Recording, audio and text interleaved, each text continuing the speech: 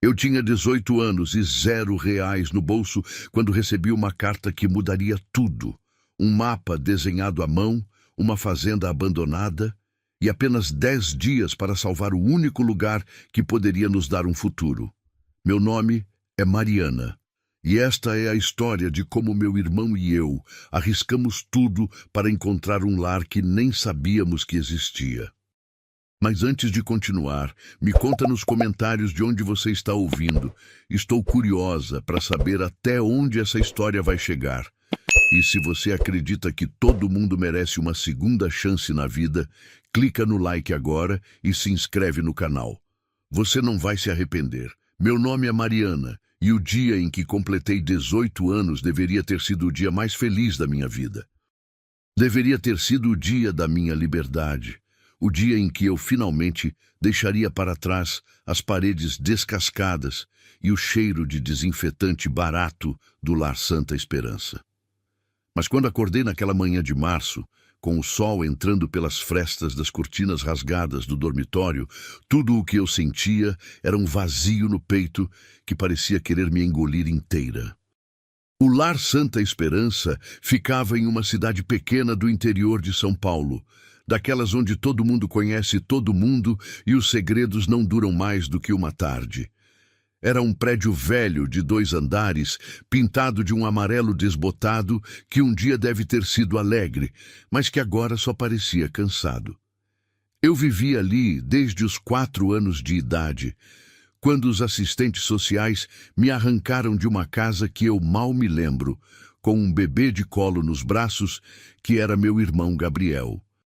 Não tínhamos pais, pelo menos não no sentido tradicional da palavra. Nossa mãe tinha nos abandonado em um posto de saúde quando Gabriel tinha apenas 3 meses e nunca mais voltou. Ninguém sabia quem era nosso pai. Não havia família disposta a nos acolher, nenhum tio distante ou avó esquecida que aparecesse para nos resgatar.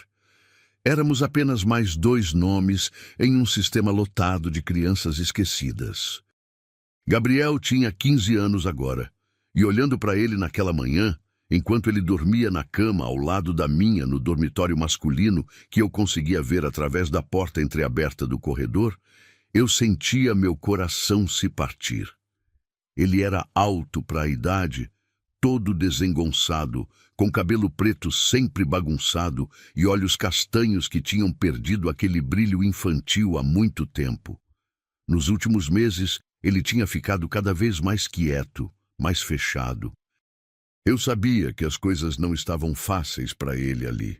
No Lar Santa Esperança, você aprendia rápido a não demonstrar fraqueza. Os meninos mais velhos tinham o costume de escolher alvos fáceis. E Gabriel, com sua natureza gentil e seu jeito sonhador de ser, tinha se tornado um deles. Eu via as marcas roxas que ele tentava esconder sob mangas compridas, mesmo no calor. Ouvia os insultos sussurrados quando ele passava pelo refeitório. E a cada dia que passava, eu via meu irmãozinho se apagando um pouco mais, como uma vela derretendo devagar. A ideia de deixá-lo ali sozinho por mais 3 anos, até que ele também completasse 18 e pudesse sair legalmente, era insuportável. Mas o que eu poderia fazer? Eu não tinha dinheiro, não tinha emprego garantido, não tinha lugar para morar. A assistente social, Dona Marta, uma senhora de 60 anos, com óculos de lentes grossas e um sorriso que nunca alcançava os olhos, tinha me explicado várias vezes que eu receberia um auxílio do governo pelos primeiros 6 meses, um valor ridículo que mal daria para alugar um quarto em pensão, e que depois disso eu estaria por conta própria. 3 dias antes do meu aniversário, algo aconteceu que mudaria tudo. Era uma quinta-feira comum e eu estava ajudando na cozinha depois do almoço, lavando pilhas intermináveis de pratos de plástico cor de laranja desbotado, quando Dona Lucineide, a cozinheira, me chamou. Ela era uma mulher baixa e redonda, com mãos sempre ásperas de tanto trabalhar, mas tinha um coração enorme e sempre guardava um pedaço extra de bolo para mim e Gabriel quando sobrava. Tem uma moça lá na frente querendo falar com você. ela disse, secando as mãos no avental manchado. É nova. Nunca vi ela aqui antes. Acho que é assistente social, mas não é a dona Marta. Meu coração acelerou. Visitas inesperadas raramente significavam coisas boas no lar. Poderia ser alguém do juizado, alguém com perguntas sobre Gabriel, sobre os hematomas que ele tentava esconder. Descia as escadas correndo, as sandálias de borracha fazendo barulho contra os degraus de concreto frio. Na recepção, uma mulher jovem me esperava. Ela devia ter uns 28 anos, com cabelo cacheado preso em um rabo de cavalo, óculos de armação vermelha e uma expressão no rosto que era diferente da indiferença burocrática que eu estava acostumada a ver nos funcionários. Ela parecia genuinamente interessada, quase nervosa. "Mariana?" ela perguntou, e sua voz era suave, mas firme. "Meu nome é Daniela Santos. Comecei a trabalhar aqui na semana passada, como assistente social. Tem um lugar onde podemos conversar em particular?" Eu a levei para o pequeno pátio nos fundos, onde alguns bancos de concreto ficavam à sombra de uma mangueira velha. Meu estômago estava revirado. Daniela abriu uma pasta que carregava e tirou de dentro um envelope pardo, velho e amassado nas pontas. "Isso chegou para você há 2 dias, ela disse, entregando o envelope para mim. Estava nos arquivos antigos, misturado com documentação do seu processo de acolhimento. Ninguém tinha notado antes, mas eu estava reorganizando os arquivos e encontrei. Acho que estava ali há anos, Mariana. Anos. Minhas mãos tremiam quando peguei o envelope. Não tinha remetente, apenas meu nome escrito à mão na frente com uma caligrafia firme e inclinada. Abri com cuidado, como se o papel fosse se desfazer ao meu toque. Dentro havia 2 coisas. A primeira era uma folha de papel dobrada. A segunda era um mapa desenhado à mão, em tinta azul já meio desbotada pelo tempo. Abri a carta primeiro e comecei a ler, minha visão embaçando nas primeiras linhas. "Querida Mariana, se você está lendo isto, então conseguiu chegar aos 18 anos, e isso me enche de uma alegria que não consigo colocar em palavras. Meu nome é Carmen Oliveira, e eu sou sua tia, irmã da sua mãe. Sei que você não sabe que eu existo, e há razões para isso que são longas e dolorosas de explicar. Quando sua mãe deixou você e Gabriel, eu tentei conseguir a guarda de vocês 2. Mas eu estava em uma situação complicada na época, lutando contra pessoas poderosas que queriam me silenciar. E o juiz decidiu que eu não tinha condições de cuidar de crianças. Foi a pior derrota da minha vida. Mas eu nunca esqueci de vocês. Nunca. E agora que você está completando 18 anos, preciso que saiba que existe um lugar que pertence a você e ao Gabriel. Um lugar onde vocês podem recomeçar, construir uma vida longe do sistema que falhou com vocês. No mapa que incluí nesta carta, você vai encontrar o caminho para a Fazenda das Acácias. Ela fica em Vale dos Pinheiros, a 2 horas de ônibus daí. Essa fazenda pertenceu aos nossos pais, seus avós, e depois ficou comigo. É um lugar especial, Mariana. Um lugar com história, com terra boa, com possibilidades. As chaves da fazenda estão com o senhor Antônio, dono da padaria Estrela do Vale, no centro de Vale dos Pinheiros. Ele é um homem de confiança e vai te ajudar.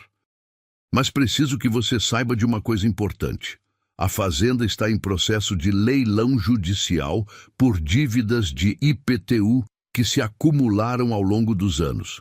Você tem 10 dias a partir do momento em que receber esta carta para ocupar a propriedade e comprovar que é herdeira legítima.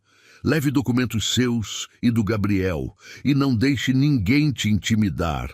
Existem pessoas que vão querer essa terra, pessoas que não se importam com o que ela significa para a nossa família. Mas ela é de vocês por direito, e eu lutei muito para garantir que isso constasse em testamento, mesmo que tivesse que fazer de forma não oficial. Seja corajosa, minha sobrinha. Você é mais forte do que imagina. E cuide do Gabriel. Ele precisa de você, e você precisa dele. Juntos vocês podem transformar a Fazenda das Acácias no lar que merecem. Com todo o amor que uma tia pode ter, Carmen Oliveira. Quando terminei de ler, lágrimas escorriam pelo meu rosto sem que eu pudesse controlar. Uma tia. Nós tínhamos uma tia, e ela tinha pensado em nós, tinha deixado algo para nós, um lugar, um lar. Daniela tocou meu ombro gentilmente. Eu li a carta, ela disse baixinho. Eu sei que não deveria ter lido sem sua permissão, mas precisava entender o que era antes de te entregar. Mariana, essa pode ser a chance que você e Gabriel precisam. Mas tem um problema, eu disse, limpando as lágrimas com as costas da mão. Gabriel só tem 15 anos. Ele não pode sair do lar assim, sem autorização legal. Eu não tenho como conseguir a guarda dele, não tenho trabalho, não tenho nada. Daniela respirou fundo e olhou ao redor, certificando-se de que estávamos sozinhas. O que eu vou te dizer agora pode me custar meu emprego, mas não me importo. Eu fui criada em um lar como este. Eu sei o que é crescer no sistema. E eu vejo o que está acontecendo com seu irmão aqui. Ele não vai sobreviver mais 3 anos neste lugar, Mariana. Não inteiro, não da forma que importa. Ela tirou outro papel da pasta, este com timbres oficiais. É uma declaração temporária de responsabilidade. Com esta carta da sua tia comprovando herança familiar e esta declaração, você pode levar Gabriel com você alegando que está assumindo os cuidados dele em ambiente familiar. É uma área cinza da lei, mas pode funcionar por tempo suficiente para vocês se estabelecerem na fazenda e conseguirem regularizar a situação. Mas e o juiz? E o processo? Eu perguntei, minha voz falhando. Vocês têm uma propriedade para morar e um vínculo familiar comprovado, Daniela respondeu. Isso é mais do que a maioria das crianças que saem daqui conseguem. E eu vou ajudar vocês com a papelada. Vou falar com os contatos que tenho no juizado. Mas vocês precisam agir rápido. 10 dias não é muito tempo. Segurei o mapa com força, estudando as linhas desenhadas à mão, as anotações nas margens, os pequenos desenhos de árvores e uma casa. A Fazenda das Acácias. Nosso lugar. Nossa chance. Naquela noite, esperei até que todos estivessem dormindo e fui até o dormitório masculino. Gabriel acordou assustado quando toquei seu ombro, mas relaxou quando viu que era eu. Sinal de silêncio, sussurrei, e ele me seguiu para fora, para o corredor escuro. Sentamos na escada que levava ao porão, onde ninguém ia à noite porque diziam que tinha ratos. Entreguei a carta para ele e observei seu rosto mudar enquanto lia, passando da confusão para a incredulidade e finalmente para algo que eu não via há muito tempo. Esperança. É real? Ele perguntou, a voz rouca de emoção. A gente tem mesmo uma tia e uma fazenda? É real, Gabriel, e a gente vai para lá, juntos. Em 3 dias, quando eu fizer 18 anos, a gente sai daqui e não volta nunca mais. Ele me abraçou com tanta força que doeu e senti ele tremer contra mim. Eu tinha tanto medo, Mari, ele sussurrou. Tanto medo de você ir embora e me deixar aqui sozinho. Nunca, eu disse, segurando o rosto dele entre minhas mãos. Você me ouve? Nunca. Onde eu for, você vai comigo. A gente é família, é só isso que importa. Nos 3 dias seguintes, planejamos tudo em segredo. Daniela nos ajudou a reunir nossos documentos, certidões de nascimento, histórico escolar de Gabriel, tudo que pudesse provar quem éramos. Eu tinha economizado R$ 120 ao longo de 2 anos, fazendo pequenos bicos na vizinhança, e esse seria nosso dinheiro para as passagens de ônibus e alguma comida no caminho. Na manhã do meu aniversário, acordei às 5 horas, antes de qualquer um. Gabriel estava me esperando no corredor com uma mochila pequena nas costas. Dentro estavam suas únicas posses. 3 mudas de roupa, um caderno cheio de desenhos que ele fazia escondido e uma foto nossa quando éramos pequenos, a única que tínhamos. Daniela estava nos esperando no portão dos fundos, como tinha prometido. Ela nos entregou a declaração assinada. Um envelope com mais R$ 200 que ela disse ser uma doação pessoal, e nos abraçou forte. Cuidem um do outro, ela disse, e havia lágrimas em seus olhos. E quando estiverem estabelecidos, me mandem notícias. Eu quero saber que deu certo. Vai dar, eu prometi, e naquele momento acreditei de verdade. O sol estava nascendo quando passamos pelo portão do Lar Santa Esperança pela última vez. Eu não olhei para trás. Gabriel também não. Nossas mãos estavam entrelaçadas, e no bolso da minha jaqueta, o mapa da tia Carmen estava dobrado cuidadosamente, guardando o caminho para o nosso futuro. A rodoviária ficava a 20 minutos de caminhada, e cada passo que dávamos parecia mais leve que o anterior, como se estivéssemos deixando para trás não apenas um prédio, mas anos de tristeza acumulada, de noites chorando baixinho para ninguém ouvir, de dias sem cor e sem esperança. Vale dos Pinheiros, eu disse ao atendente no guichê, e minha voz soou firme e decidida. 2 passagens, por favor. Enquanto esperávamos o ônibus chegar, sentados em um banco de plástico duro na plataforma de embarque, Gabriel desdobrou o mapa e traçou o caminho com o dedo. Você acha que a fazenda vai ser como está no desenho? Ele perguntou. E sua voz tinha aquela qualidade sonhadora que eu amava. Você acha que vai ter árvores e animais e espaço para a gente respirar? Eu acho que vai ser nosso, respondi. E isso já é mais do que a gente algum dia teve. O ônibus chegou com um ronco de motor e cheiro de diesel. Subimos devagar, procurando assentos no fundo, longe dos outros passageiros. Enquanto o ônibus saía da rodoviária e a cidade começava a ficar para trás, olhei pela janela embaçada e pensei na tia Carmen, essa mulher que eu nunca conheci, mas que tinha pensado em nós, que tinha lutado por nós mesmo quando tudo estava contra ela. Obrigada, sussurrei para o reflexo no vidro. Obrigada por não nos esquecer. Gabriel encostou a cabeça no meu ombro e fechou os olhos, finalmente relaxado depois de dias de tensão. Eu fiquei acordada, observando a paisagem mudar enquanto nos afastávamos cada vez mais do passado e nos aproximávamos de algo novo, algo assustador, mas também cheio de possibilidades. A fazenda das acácias estava nos esperando e nós estávamos indo para casa. A viagem de ônibus até Vale dos Pinheiros deveria durar 2 horas, mas pareceu uma eternidade. Cada minuto que passava era uma mistura estranha de alívio e ansiedade. Alívio porque estávamos finalmente livres, longe das paredes que nos sufocavam. Ansiedade porque não sabíamos o que nos esperava no destino. O ônibus chacoalhava pela estrada esburacada, passando por fazendas de gado, campos de cana-de-açúcar que se estendiam até onde a vista alcançava, e cidadezinhas sonolentas que pareciam ter parado no tempo.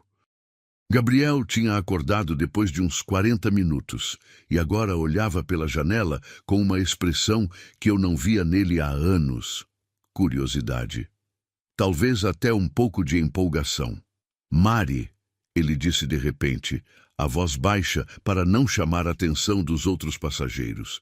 Você acha que a tia Carmen ainda está viva?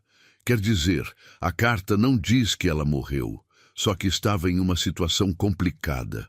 Eu tinha pensado nisso também. A carta tinha um tom de despedida, mas não de morte. Era mais como se ela estivesse indo para algum lugar de onde não podia voltar. Não sei, Gabi, mas se ela estiver, a gente vai encontrá-la. E se não estiver, a gente vai honrar a memória dela, cuidando do lugar que ela quis deixar para nós. Ele assentiu, voltando a olhar pela janela. Depois de um momento, disse algo que me pegou de surpresa. Eu desenhei ela, sabe? Na minha cabeça, eu criei uma imagem de como ela deve ser. Cabelo comprido, olhos gentis, mãos fortes. Alguém que parece com você. Meu coração apertou. Gabriel sempre foi sensível assim, sempre criando mundos inteiros na imaginação dele para escapar da realidade dura que vivíamos. Como ela é? Perguntei. Ela é corajosa. Ele respondeu simplesmente. Como você? Não me sinto corajosa, admiti. Me sinto apavorada. E se a gente chegar lá e a fazenda for pior do que imaginamos? E se o tal leilão judicial já tiver acontecido? E se esse senhor Antônio não quiser nos ajudar? Gabriel pegou minha mão. Então, a gente descobre outro jeito. A gente sempre descobre, Mari, sempre descobriu. Ele tinha razão. Desde que éramos pequenos, tínhamos desenvolvido uma habilidade estranha de nos virar, de encontrar soluções criativas para problemas que pareciam impossíveis. Quando Gabriel tinha 8 anos e foi expulso da escola por 3 dias, por brigar com um menino que estava provocando ele, fui eu quem negociou com a diretora, explicando a situação, conseguindo que anulassem a suspensão. Quando eu tinha 15 e fiquei doente com uma infecção que precisava de antibióticos caros, foi Gabriel quem organizou uma venda de desenhos dele no lar, arrecadando o dinheiro necessário. Nós éramos uma equipe. Sempre fomos. O ônibus finalmente entrou em Vale dos Pinheiros por volta das 11 horas da manhã. A cidade era maior do que eu esperava, com ruas de paralelepípedo no centro histórico, casas coloniais coloridas e uma praça central onde uma igreja antiga se erguia imponente, com paredes brancas e detalhes em pedra-sabão. Descemos na rodoviária, que era pequena mas bem cuidada, com canteiros de flores nas laterais e um mural pintado na parede, mostrando cenas da história local. Agricultores colhendo café, pessoas dançando festa junina, crianças brincando em um rio. Precisamos encontrar a padaria Estrela do Vale, eu disse, desdobrando o mapa. Segundo o que a tia Carmen escreveu, fica no centro. Deve ser perto daqui. Pedimos informações para uma senhora que vendia pamonhas em um carrinho perto da rodoviária, e ela nos apontou a direção com um sorriso gentil. Vocês são de fora, né? Bem-vindos a Vale dos Pinheiros. Se precisarem de qualquer coisa, é só perguntar. Aqui todo mundo se conhece e se ajuda. Havia algo naquela frase que me encheu de esperança. Aqui todo mundo se conhece e se ajuda. Era tão diferente da frieza institucional do lar, onde cada um cuidava apenas de si mesmo porque era a única forma de sobreviver. Caminhamos pelas ruas até chegarmos à praça central. A padaria Estrela do Vale ficava em uma esquina, uma construção antiga, com fachada verde e amarela, janelas grandes com vidros bisotados e um letreiro de madeira pendurado sobre a porta que balançava levemente com a brisa. O cheiro que vinha de dentro era celestial.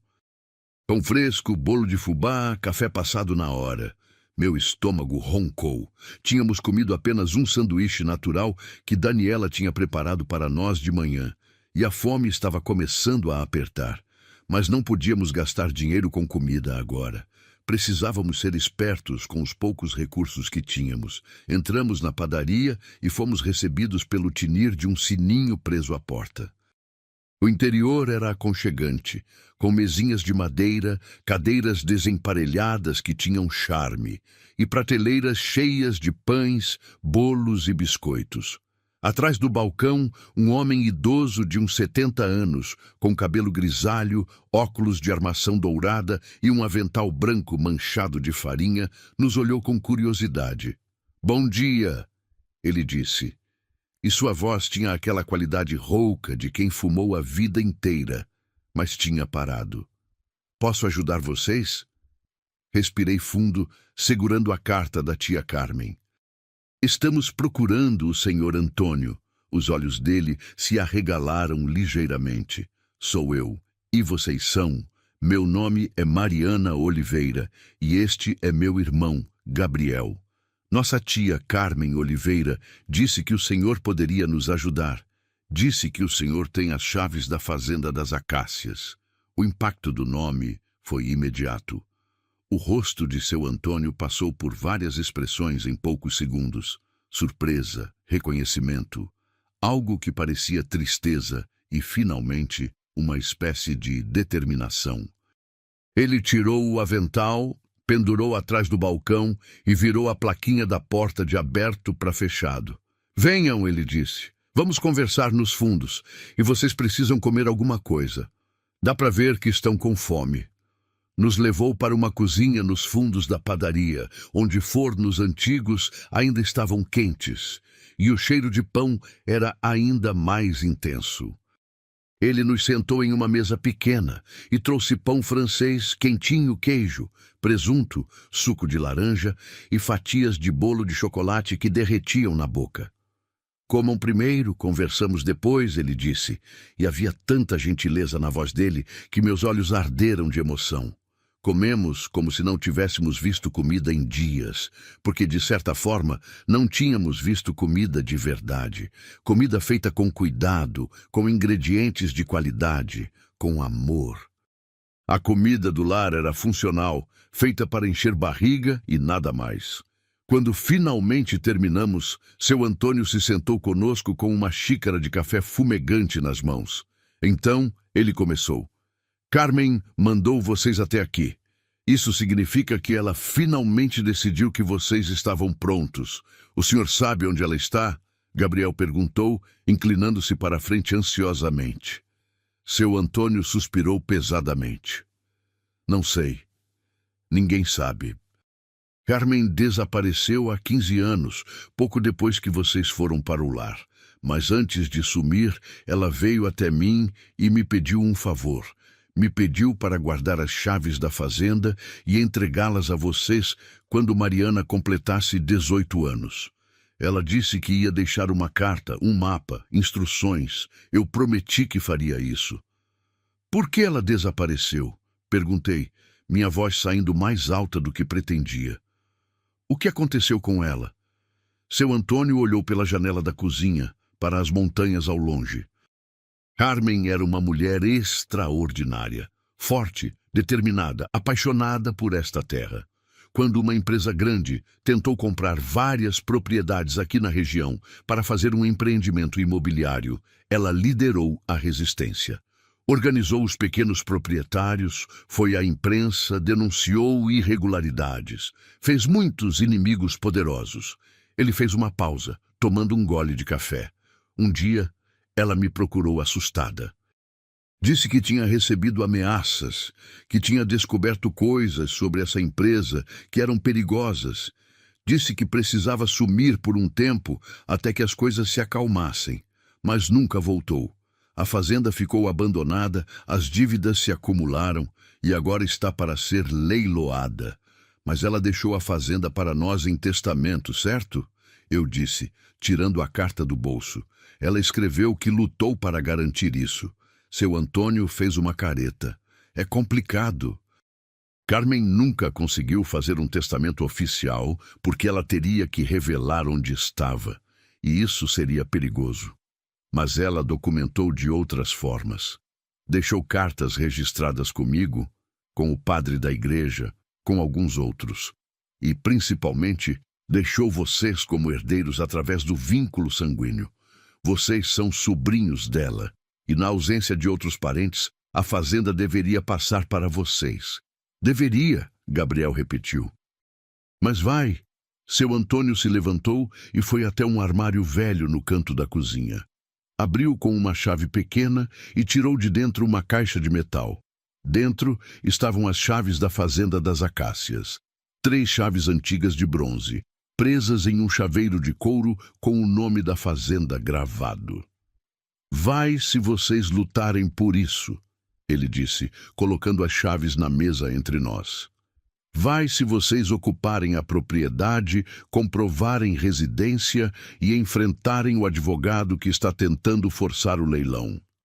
O nome dele é Fábio Mendes, e ele é o tipo de pessoa que Carmen lutava contra. Ele representa uma construtora que quer aquela terra faz tempo. Temos 10 dias, eu disse. A carta da tia Carmen disse que temos 10 dias. Seu Antônio assentiu gravemente.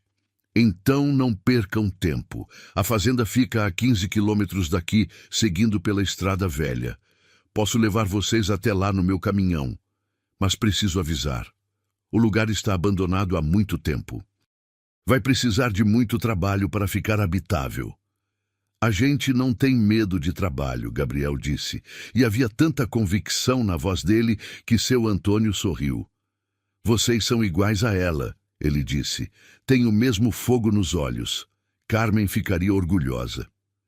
Meia hora depois, estávamos na caçamba do caminhão velho de seu Antônio, nossos pertences escassos aos nossos pés, seguindo por uma estrada de terra que subia pelas colinas. A paisagem era linda de tirar o fôlego. Pastos verdes, cercas de madeira rústica, cavalos pastando tranquilamente e, ao fundo, sempre presente, a cordilheira azulada que dava nome à cidade. Gabriel segurava o mapa da tia Carmen, comparando os desenhos dela com a paisagem real. Ali ele apontou. Aquele grupo de pinheiros está no mapa. Estamos perto. Meu coração estava acelerado. Depois de tanto tempo imaginando, sonhando, esperando por algo que fosse nosso, estávamos finalmente prestes a ver a fazenda das acácias. O lugar que a tia Carmen tinha guardado para nós. O lugar que poderia ser nosso lar. O caminhão virou em uma curva e então, de repente, ela apareceu à nossa frente. A fazenda das acácias se estendia em um vale pequeno, protegida por morros de ambos os lados. A casa principal era grande, de 2 andares, com paredes de taipa que um dia foram brancas, mas agora estavam manchadas pelo tempo. O telhado de telhas vermelhas estava intacto na maior parte, embora algumas telhas tivessem caído perto da chaminé. Uma varanda ampla cercava toda a frente da casa, com colunas de madeira que sustentavam o telhado da varanda. Ao lado da casa, havia um celeiro vermelho que inclinava ligeiramente para a esquerda, como um homem velho cansado. Mais além, via-se o que restava de uma horta, agora tomada por mato, e um pomar onde árvores frutíferas cresciam selvagens e descontroladas. Mas o que mais me impressionou foram as acácias. Dezenas delas, talvez centenas, formando uma espécie de corredor natural que levava da estrada até a casa. Árvores enormes e antigas, com flores amarelas que caíam como neve dourada, cobrindo o chão em um tapete de pétalas. É perfeita, Gabriel sussurrou ao meu lado, e pela primeira vez em anos ouvi algo na voz dele que tinha esquecido que existia. Pura e simples felicidade. Seu Antônio parou o caminhão em frente à casa e descemos devagar, como se estivéssemos pisando em solo sagrado. As chaves pesavam no meu bolso. Chaves de um lugar que era nosso. Chaves de um futuro que podíamos construir com nossas próprias mãos. Vão com calma explorando tudo, seu Antônio disse, pegando uma caixa da caçamba do caminhão. Trouxe algumas coisas básicas. Lanternas, porque provavelmente não tem luz. Água mineral, porque vão precisar verificar se a água do poço ainda é boa. E um pouco de comida. Volto amanhã de manhã para ver como vocês estão. Obrigada, eu disse, e a palavra parecia pequena demais para o que sentia. Obrigada por cuidar das chaves todos esses anos, por acreditar na tia Carmen, por nos ajudar. Ele colocou a mão no meu ombro. Carmen era como uma filha para mim. Ajudar vocês é ajudar ela. Agora vão, conheçam o lugar que é de vocês. Quando o caminhão partiu, levantando poeira na estrada de terra, Gabriel e eu ficamos ali parados, sozinhos pela primeira vez, olhando para a casa que mudaria nossas vidas para sempre. Pronta? Ele perguntou, estendendo a mão. Peguei sua mão e juntos caminhamos pela alameda de acácias, pétalas amarelas caindo ao nosso redor como uma bênção, até chegarmos à porta da frente. Tirei as chaves do bolso. Minhas mãos tremiam quando coloquei a maior delas na fechadura antiga. Por um momento, tive medo de que não funcionasse, que estivesse enferrujada demais depois de tanto tempo. mas a chave girou suavemente, com um clique satisfatório. E a porta da Fazenda das Acácias se abriu, revelando nosso futuro. A porta rangeu ao se abrir completamente, revelando um corredor amplo que atravessava a casa de frente a trás. A luz do sol da tarde entrava pelas janelas empoeiradas, criando feixes dourados no ar, cheio de poeira suspensa. O cheiro era de lugar fechado há muito tempo, uma mistura de mofo, madeira velha e algo floral que não consegui identificar de imediato. Entramos devagar, nossos passos fazendo as tábuas do assoalho gemer sob nosso peso. À esquerda havia uma sala de estar grande, com móveis cobertos por lençóis brancos que tinham ficado cinzentos com o tempo. À direita, uma sala de jantar com uma mesa comprida de madeira maciça e cadeiras de encosto alto. No fundo do corredor, eu podia ver a cozinha e uma escada que subia para o segundo andar. É enorme, Gabriel sussurrou, com reverência na voz. Mari, a gente morava em um quarto com mais 6 crianças. E agora temos uma casa inteira. Não é só uma casa, respondi, também sussurrando, como se falar alto pudesse quebrar o encanto do momento. É um lar. Nosso lar.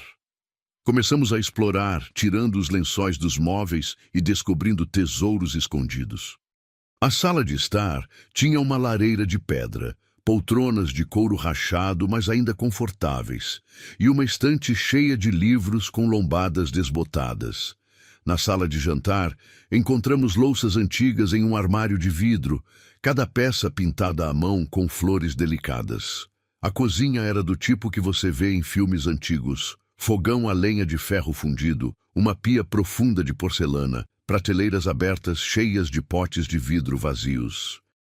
Havia uma mesa pequena perto da janela, e quando me sentei em uma das cadeiras, pude imaginar gerações da minha família tomando café ali todas as manhãs, planejando o dia de trabalho na fazenda. Gabriel encontrou uma despensa que ainda tinha algumas latas conservadas, embora provavelmente não fossem mais comestíveis depois de tanto tempo. Mas o que realmente chamou sua atenção foi uma porta no fundo da cozinha, que dava para o que parecia ser um escritório pequeno. Mari, vem ver isso, ele me chamou. O escritório era um cômodo apertado com uma escrivaninha de madeira escura, uma cadeira giratória velha e paredes cobertas de fotografias. Mas não eram fotografias comuns de família. Eram recortes de jornal, documentos, mapas marcados com círculos vermelhos e anotações nas margens. Aproximei-me para examinar melhor. Os recortes de jornal eram sobre protestos ambientais, manifestações contra desmatamento, denúncias de corrupção em aprovações de projetos imobiliários. E em várias das fotos dos protestos, havia uma mulher de cabelo escuro e longo, com uma expressão determinada no rosto, segurando cartazes ou falando em megafones. É ela, Gabriel disse, tocando uma das fotos. É a tia Carmen. Ele tinha razão. E olhando para aquela mulher, vi algo que me deixou sem fôlego. Ela se parecia comigo. Não apenas um pouco. Realmente se parecia. O formato do rosto, os olhos, até a forma como ela segurava o queixo erguido em desafio. Era como olhar para uma versão mais velha de mim mesma. Gabriel pegou um envelope amarelado que estava sobre a mesa, entre pilhas de papéis. Tinha o nome dele e o meu escrito na frente, com a mesma caligrafia da carta que tínhamos recebido. Meu coração acelerou quando ele o abriu. Dentro havia mais uma carta, esta mais curta. Mariana e Gabriel, se chegaram até aqui, significa que tiveram coragem. Significa que não desistiram. Isso me enche de esperança. Neste escritório, guardei evidências de uma luta que ainda não terminou. A empresa que mencionei, Construtora Mendes e Associados, quer estas terras para um projeto que vai destruir o equilíbrio ecológico de toda esta região. Eles já compraram várias propriedades vizinhas, muitas vezes usando métodos questionáveis, forçando vendas através de dívidas acumuladas. Não deixem que façam o mesmo com a Fazenda das Acácias. Esta terra é especial. Ela abriga nascentes de água pura, espécies de plantas raras e tem história. Nossa história. No sótão da casa há uma caixa azul trancada.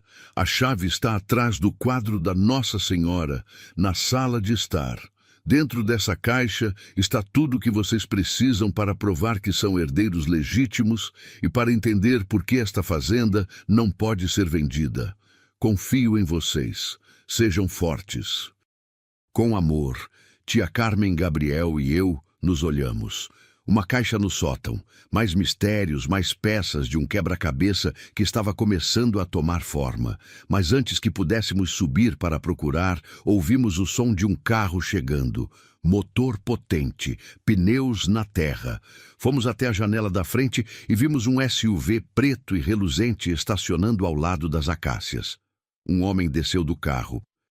Ele tinha uns 45 anos, cabelo grisalho penteado para trás, terno caro mesmo na poeira da estrada, e uma expressão no rosto que não escondia sua irritação.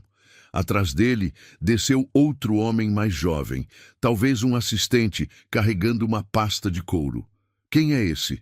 Gabriel perguntou, mas eu já desconfiava. O homem bateu na porta com força, 3 pancadas que ecoaram pela casa vazia. Abri lentamente, mantendo Gabriel atrás de mim. "Posso ajudar?" Perguntei, tentando soar mais confiante do que me sentia. O homem me avaliou da cabeça aos pés, seu olhar frio e calculista. "Meu nome é Fábio Mendes. Sou advogado e represento os interesses legais desta propriedade. Vocês estão invadindo uma propriedade privada que está em processo de leilão judicial. Vou ter que pedir que saiam imediatamente." "Não estamos invadindo", respondi, segurando firme a maçaneta da porta. "Esta é a Fazenda das Acácias, que pertenceu à nossa tia, Carmen Oliveira. Somos herdeiros legítimos e temos direito de estar aqui." Fábio Mendes deu uma risada curta e sem humor. "Herdeiros legítimos? Carmen Oliveira está desaparecida há 15 anos e foi legalmente declarada morta há 5. Esta propriedade acumulou dívidas de IPTU que ultrapassam o valor venal do imóvel. O leilão está marcado para a próxima terça-feira, daqui a 8 dias, e a menos que essas dívidas sejam pagas integralmente, a fazenda será vendida para o maior lance." "Quanto?" perguntei, minha voz saindo mais firme do que eu esperava. "Quanto é a dívida total?" Ele sorriu, e havia algo de predatório naquele sorriso. R$180 mil, com juros e correções. "Vocês têm R$180 mil, senhorita?" Meu estômago afundou. Não tínhamos nem R$1.000. Mas não podia deixá-lo ver meu desespero. "Vamos conseguir o dinheiro", disse. "E vamos provar nosso direito à herança. Temos documentos." "Documentos?"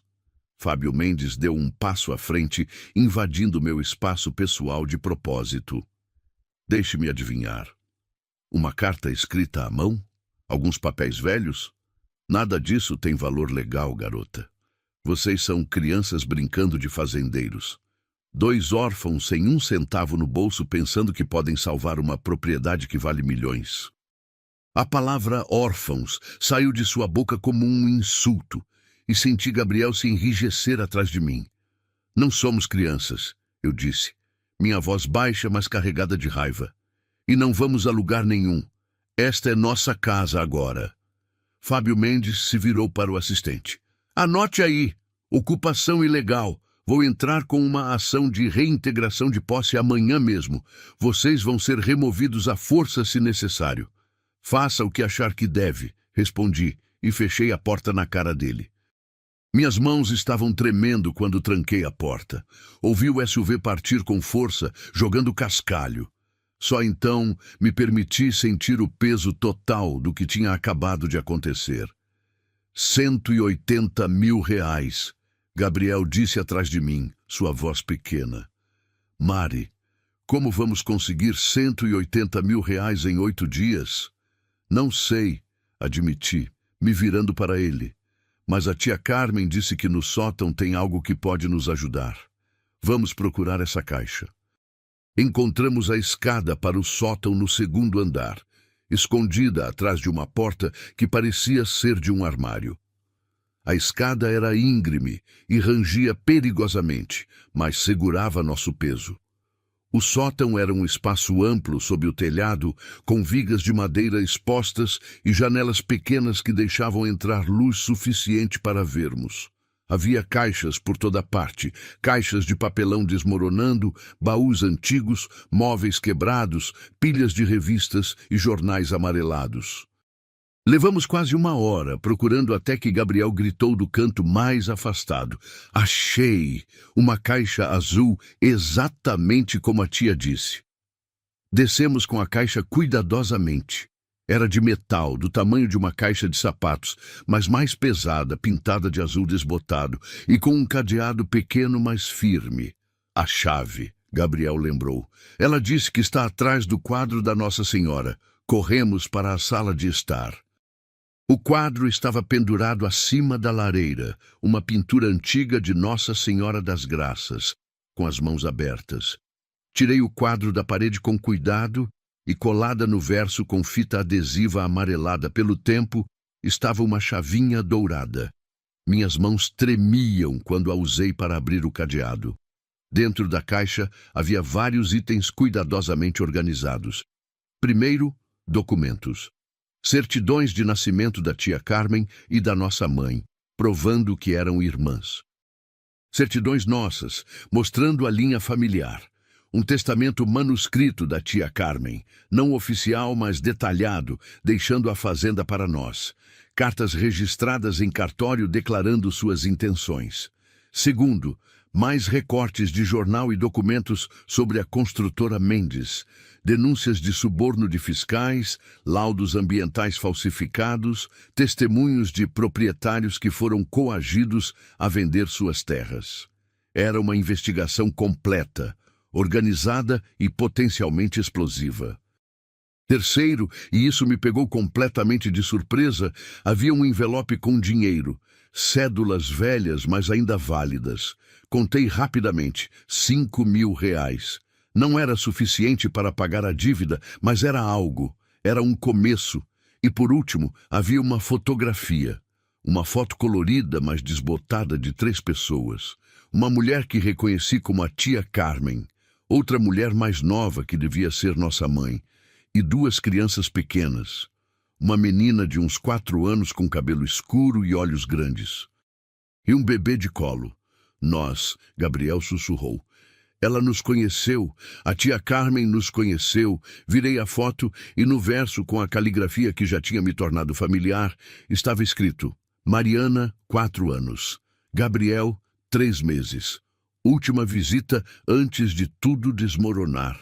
Nunca esqueci vocês. Meus olhos encheram de lágrimas. Durante toda a nossa vida, tínhamos achado que ninguém além de nós 2 se importava, que éramos invisíveis para o mundo, apenas números em um sistema sobrecarregado. Mas estávamos errados. Alguém tinha se importado. Alguém tinha lutado por nós, mesmo quando não podíamos saber. Alguém tinha guardado esta terra, esta possibilidade de futuro, esperando que um dia fôssemos corajosos o bastante para reivindicá-la. Gabriel me abraçou, e ficamos ali, sentados no chão da sala de estar, cercados pelos documentos que provariam nosso direito, pela evidência da luta da nossa tia, e pela fotografia que provava que uma vez, muito tempo atrás, tínhamos sido amados por alguém além um do outro. O sol estava se pondo quando finalmente nos levantamos. Tínhamos muito trabalho pela frente. Precisávamos encontrar um advogado que nos ajudasse. Precisávamos entender os documentos legais. Precisávamos descobrir como usar as evidências contra a construtora Mendes. E precisávamos fazer tudo isso em 8 dias.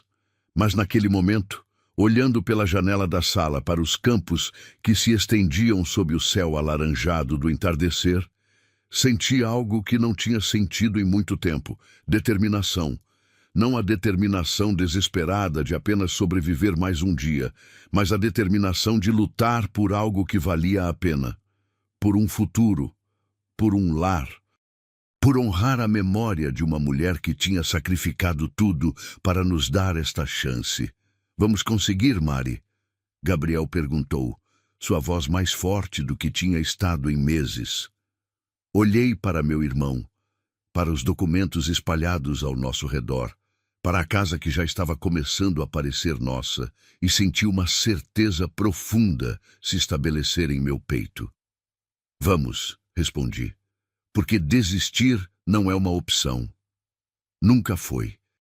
Naquela noite, dormimos no chão da sala de estar, usando as mochilas como travesseiros e os lençóis empoeirados dos móveis como cobertores.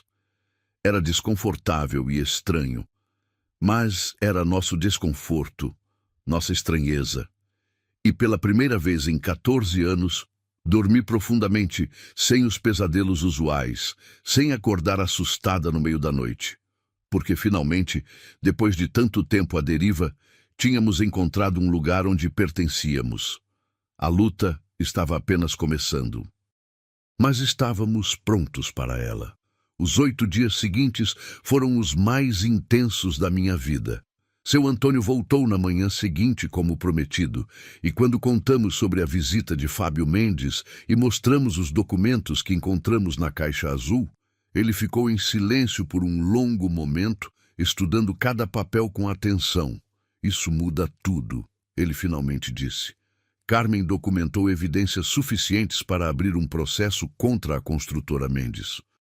E esses documentos de herança, mesmo não sendo oficiais, estabelecem claramente a intenção dela. Mas vocês vão precisar de ajuda legal. Ajuda de verdade. Ele nos levou até o escritório de uma advogada chamada doutora Helena Cardoso. Uma mulher de 50 e poucos anos que tinha escritório na Praça Central de Vale dos Pinheiros.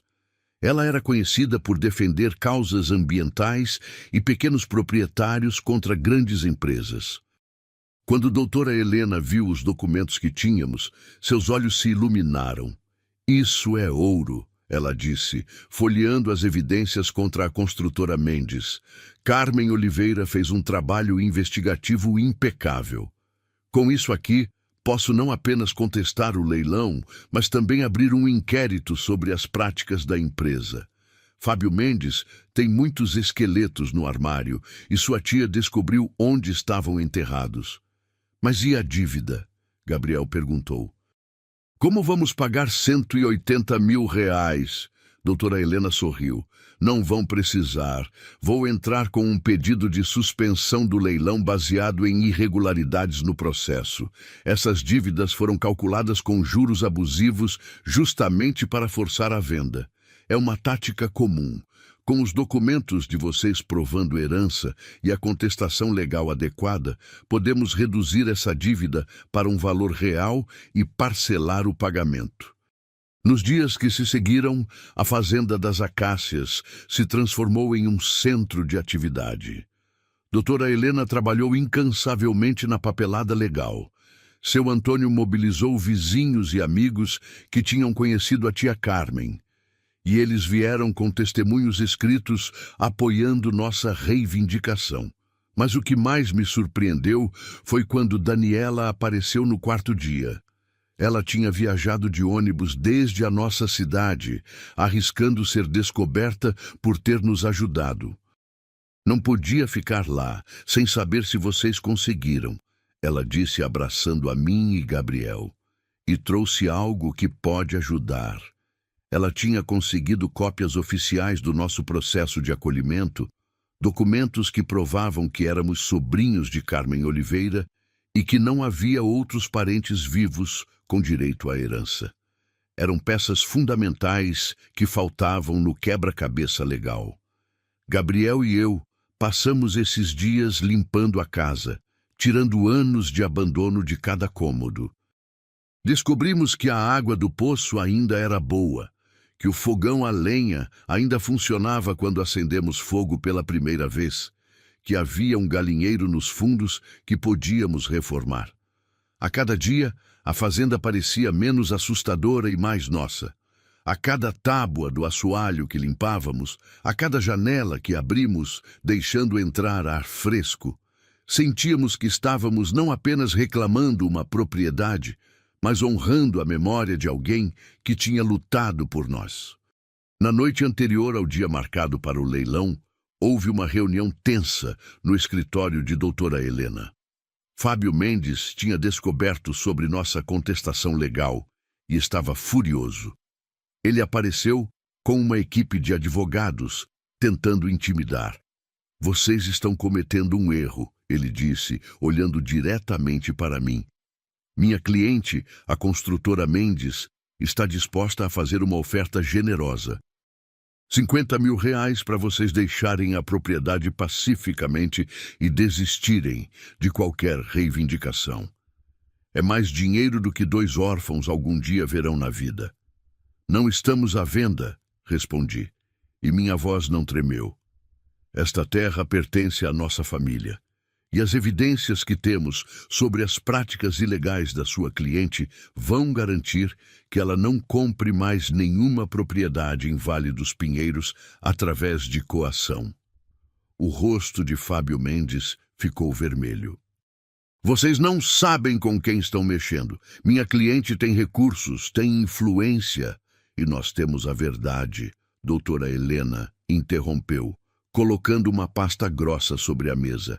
"E temos uma comunidade inteira disposta a testemunhar sobre como a construtora Mendes tem operado nesta região. O juiz vai ouvir tudo isso amanhã." A reunião terminou com ameaças veladas de Fábio Mendes, mas ele sabia que tinha perdido o controle da situação. Seus esquemas estavam sendo expostos, e não havia dinheiro suficiente para abafar a verdade quando tantas pessoas estavam dispostas a falar. Na manhã do que seria o dia do leilão, o Fórum de Vale dos Pinheiros estava lotado. Pequenos proprietários que tinham sido vítimas da construtora Mendes, ambientalistas que tinham trabalhado com a tia Carmen, moradores da cidade que simplesmente queriam ver justiça ser feita. Todos estavam lá. O juiz, um homem idoso de cabelo branco e expressão severa, mas justa, ouviu todos os lados. Analisou os documentos, leu os testemunhos. E quando finalmente bateu o martelo, foi para suspender o leilão indefinidamente e abrir uma investigação completa sobre as práticas da construtora Mendes. Mais do que isso, ele reconheceu nossa reivindicação de herança como legítima e nos concedeu posse legal provisória da Fazenda das Acácias, pendente apenas de regularização documental final. A dívida de IPTU foi recalculada para o valor real, sem os juros abusivos, chegando a R$ 23.000, que poderíamos pagar em parcelas ao longo de 5 anos. Quando saímos do fórum, uma multidão de pessoas nos esperava. Aplausos, abraços, rostos sorridentes de gente que nem conhecíamos direito, mas que tinha torcido por nós. Era como se nossa vitória fosse também a vitória deles. Uma prova de que era possível enfrentar os poderosos e vencer. Seu Antônio nos esperava com seu caminhão velho. "Vamos para casa", ele disse, e a palavra casa nunca tinha soado tão doce. Mas a verdadeira surpresa veio 3 semanas depois. Estávamos no pomar, Gabriel e eu, tentando identificar quais árvores frutíferas ainda produziam e quais precisavam ser substituídas, quando ouvimos um carro chegando. Não era comum termos visitas, então fomos até a frente da casa com curiosidade. Uma mulher desceu de um carro simples. Ela tinha uns 50 anos, cabelo grisalho preso em um coque, e quando tirou os óculos escuros, meu coração parou. Eram os mesmos olhos que eu via no espelho todos os dias. Os mesmos olhos da foto que tínhamos encontrado na caixa azul. "Mariana? Gabriel", ela disse, e sua voz tremeu. "Eu sou Carmen." O mundo pareceu parar. A tia que achávamos que nunca conheceríamos, que imaginávamos morta ou desaparecida para sempre, estava ali, de pé em nossa frente, real e viva. Eu teria voltado antes, ela continuou, lágrimas escorrendo pelo rosto, mas não era seguro enquanto Fábio Mendes e a construtora tinham poder na região. Eu estava escondida, em outro estado, trabalhando com advogados e jornalistas para reunir evidências suficientes. Quando soube que vocês tinham encontrado a fazenda, que tinham lutado e vencido, soube que finalmente era seguro voltar. Ela deu um passo à frente, hesitante. Eu sei que não tenho o direito de pedir perdão por não ter estado com vocês todos esses anos, mas preciso que saibam que não houve um único dia em que não pensei em vocês, em que não quis estar presente. Deixar vocês no lar foi a coisa mais difícil que já fiz na vida. Gabriel foi o primeiro a se mover. Ele correu e a abraçou com tanta força que ela quase perdeu o equilíbrio. Eu segui logo depois, e ali ficamos os três, abraçados sob as acácias que davam nome à nossa fazenda, chorando anos de dor, de saudade, de um amor familiar que tinha sido interrompido, mas nunca destruído. Carmen ficou. É claro que ficou. A fazenda era dela tanto quanto nossa, e nos meses que se seguiram, ela nos ensinou tudo sobre a terra. Como plantar seguindo as estações, como cuidar dos animais que começamos a criar, como fazer a horta produzir. Mais importante, ela nos contou histórias sobre nossa mãe, sobre nossos avós, sobre as raízes que tínhamos naquela terra. Descobrimos que nossa mãe tinha nos deixado não por falta de amor, mas porque estava doente, viciada, e sabia que não podia cuidar de nós. Tinha sido uma decisão de desespero, não de abandono, e saber disso, entender o contexto, trouxe uma paz que não sabíamos que precisávamos. Gabriel floresceu na fazenda de uma forma que nunca teria acontecido no lar. Ele descobriu que tinha talento para cuidar de animais, que tinha paciência e gentileza que as galinhas, os cachorros que adotamos e, eventualmente, as cabras que compramos respondiam. O menino, calado e machucado que tinha saído do orfanato, se transformou em um adolescente confiante que ria alto e sonhava com estudar veterinária. Eu encontrei meu propósito ajudando outros jovens que saíam do sistema de acolhimento.